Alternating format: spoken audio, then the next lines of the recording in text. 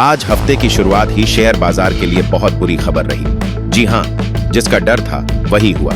Asia के बाजारों में गिरावट का सीधा असर भारत के शेयर बाजारों पर भी देखा जा रहा है। ससेक्स और निफ्टी दोनों बुरी तरीके से टूटे और निवेशकों को एक ही दिन में भारी नुकसान झेलना पड़ा। सुबह सुबह जैसे ही प्री ओपनिंग सेशन शुरू हुआ, बाजार की चाल साफ हो चुकी थी।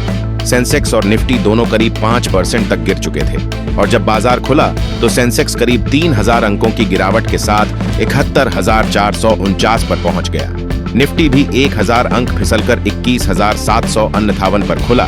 तो आप सोच रहे होंगे कि आखिर ऐसा क्या हुआ कि बाजार एक ही दिन में इस कदर लड़खड़ा गया। तो आइए पहले समझते हैं कि आखिर क्या वजह रही जो इतनी बड़ी गिरावट का कारण बनी। दरअसल एशियाई बाजारों में आज सुबह से ही तेज गिरावट देखने को मिल रही थी। हांगकांग का हैंगसेंग इंडेक्स 9% से ज्यादा गिरा, वहीं जापान का निकाई भी 8% से नीचे चला गया और इसी के साथ भारत में भी गिफ्ट निफ्टी 900 अंक से ज्यादा टूट गया। ग्लोबल इन्वेस्टर्स ने तेजी से पैसे निकालने शुरू कर दिए और भारतीय निवेशकों पर भी उसका असर साफ दिखा। आइए अब बात करते हैं उन शेयरों की जिनमें सबसे ज्यादा नुकसान हुआ है। आपको बता दें कि सबसे बड़ी गिरावट टाटा स्टील में देखी जा रही है, जो शुरुआती दौर में 10.43% की गिरावट के साथ 125.80 पर पहुंच गया। इसके अलावा Tata motors, Infosys tech, Mahindra, L&T, Reliance और NTPC जैसे शेयरों में भी भारी नुकसान देखने को मिला। कुल मिलाकर BS की टॉप 30 कंपनियों में से कोई भी आज हरे निशान में नहीं थी। वहीं केवल बड़ी कंपनियां ही नहीं, मिड कैप और स्मॉल कैप शेयरों में भी बुरी हालात रही।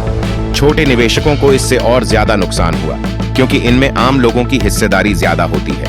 वहीं अगर हम बात करें पिछले हफ्ते की, तो बाजार पहले से ही कमजोर हो चुका था। ससेक्स शुक्रवार को 930 अंकों की गिरावट के साथ बंद हुआ था। वहीं निफ्टी में भी 345 अंकों की गिरावट देखी गई थी। टॉप 10 कंपनियों में से 9 का कुल फॉर्मेट कैप 2,94,000 करोड़ से ज्यादा घट गया, यानी बाजार में पहले से ही बेचैनी थी। आज बस उसकी जबरदस्त तस्वीरें सामने आई हैं, तो सवाल यह है कि अब आगे क्या। बाजार का मूड फिलहाल डरा हुआ है।